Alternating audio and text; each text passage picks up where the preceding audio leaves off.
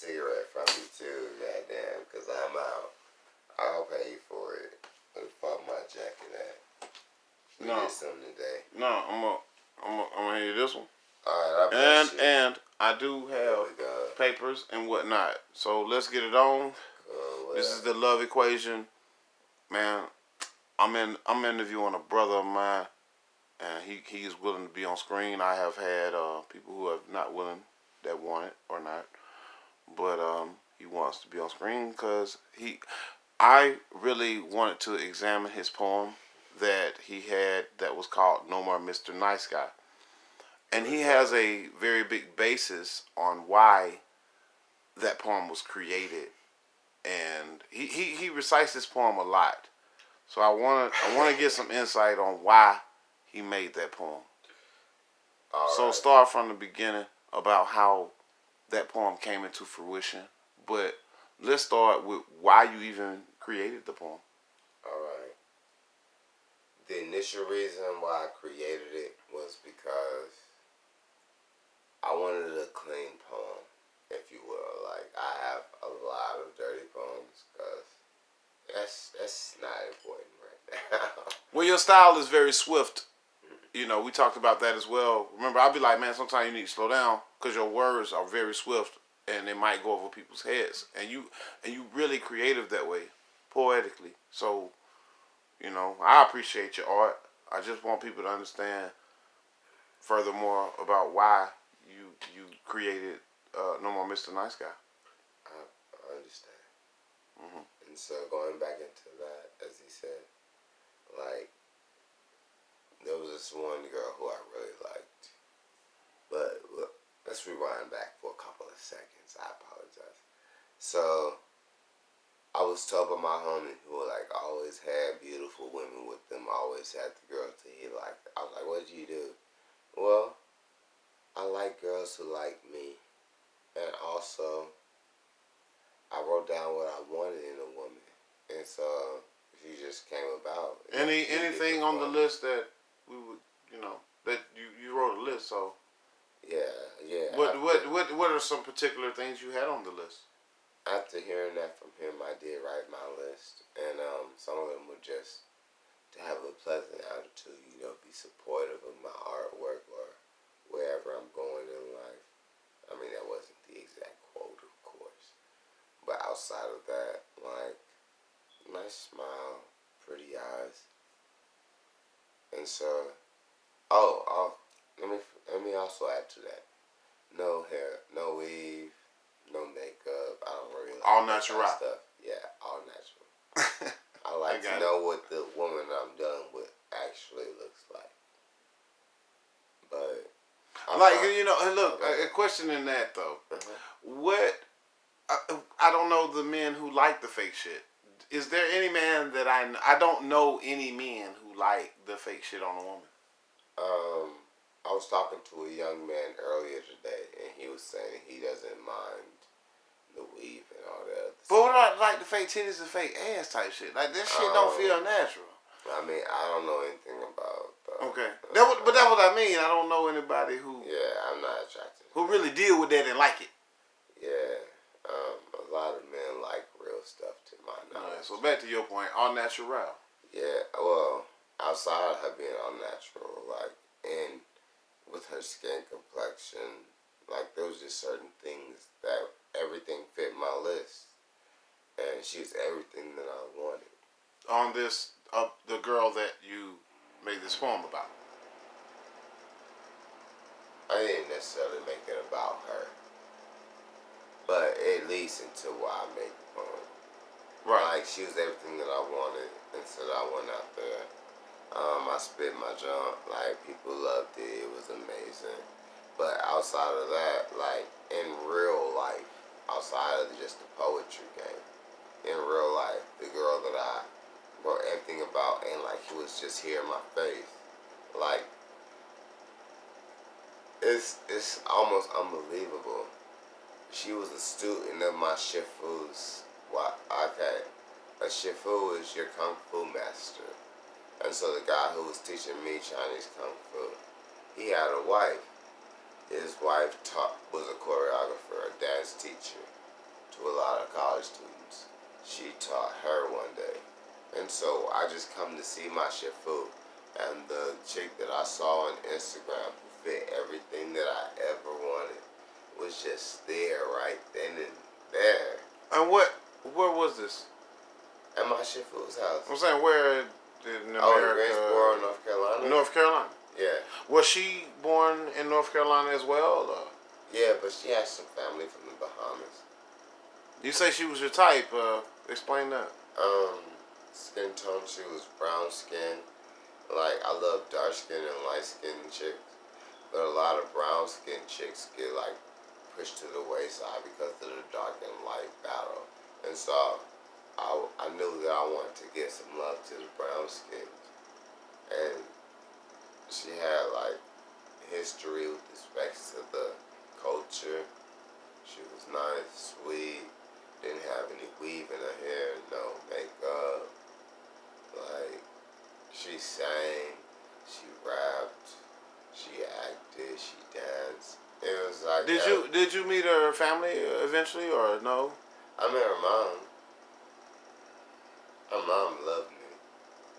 But that doesn't matter these days. Hell, nigga, I love you, man. Fuck all that. Yeah, that's not important. That's not important. I do fuck with you though, yeah. This is my dude, man. But that was beside the point. But going back to what you were saying about her. Yeah, like, the main basis was she was everything that I literally wrote down that I wanted. But she only saw me as a friend because I was way too nice, and I eventually learned how women view men who are in that fashion. It's hard to explain, but we'll try to explain it. Well, in your fashion, try to explain it. All right, I do my absolute best. Mhm. So, when you're really nice to a woman, that means that you like put her on a pedestal and you value her higher than you view yourself to a certain degree. Like, yes, you can be nice and you can like value everybody around you, but then people might take advantage of you or whatever like that. And women are more so like they have a nesting mindset, and so they would want to cash the bill for their children and like for themselves to be safe and comfortable. And if you're just over being nice to everybody, you're going giving everything away just because people are doing a great job and they have a great spirit, that takes away from the nest. Just from a biological mindset. That's more so what I learned. I can see that. I can see how that you would, it seems like what you're saying is they fear something is being taken away from them. It's less love for them. Some kind of way, financially, and the principles and everything. That no, you stick with me. You gonna stick with me. Fifth, I plead the fifth. Respect. So on and about your poem and the lady you liked and you felt her. She wanted to put you in the friend zone. Yeah. All right. She didn't want to. She did. There's no question about that. Yeah. I mean, yeah, you're right. Yeah, it is what it is. A lot more have liked me, so it's okay. Mm-hmm. Just keep moving. But like, if she was around now, what would you say to her? probably nothing, right? Well, she was everything because you made this poem She was. off of the basis of knowing her. Yeah. So it had to be some strong feeling somewhere. But as a man, you weren't with me when I was at my weakest. Like, yeah, I'm freaking amazing right now. Don't get me wrong, I've always been amazing, but it's people notice now. And if you didn't notice me when I wasn't shit to the regular person, that's first and foremost already a problem. But even if we continue past that, still, like if you're ever and you don't even see me, you don't even know that I can't do it. Like, no. So the new women in your life are pretty much, are they at that same bar held and No. and you know, as far as the previous woman? No, they're nowhere near that same bar. What They would you all what do you start- what do you do I'll what do say- you do when I'll you say meeting new system. women now? What do you do? Everybody starts at ground zero. Everybody. Ground zero. What is ground zero? Nothing. I don't know you. You don't know me. Nothing like that. Like with respect to the woman who was everything that I ever wanted. She was everything I ever wanted, so I consequently wanted her. Now it's not like that. So there's no consequence to newer women in your life. You're basically just starting flat and I wouldn't move say. on. I can't agree to that.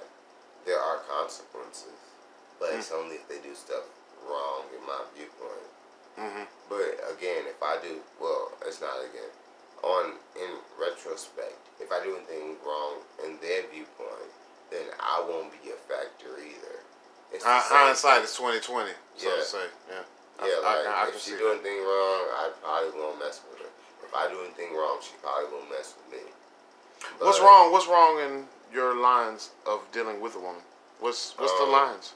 A lot of them are materialistic and/or have kids. We're going to ignore the kids, not in the literal sense. You don't have kids. Not to my knowledge. It's possible. You think you got kids out here? Man? I don't, but I do know that it's possible that I might have some. I'm fucking with you because the poem, the honest. poem, man. The poem was very shocking and very straightforward. So, That's for the the origin of it was so good. It's so good. I mean, your poems are very great. So I was just like, man, I gotta get this man on camera, man, to talk about this and his personal love life. I really want to know. Oh, I don't have a love life. It's strictly business right now. Mm-hmm. Like, a lot of women these days aren't traditional, and I really want a traditional woman. You don't think you're gonna hook up with a traditional woman, man? I mean, it's possible.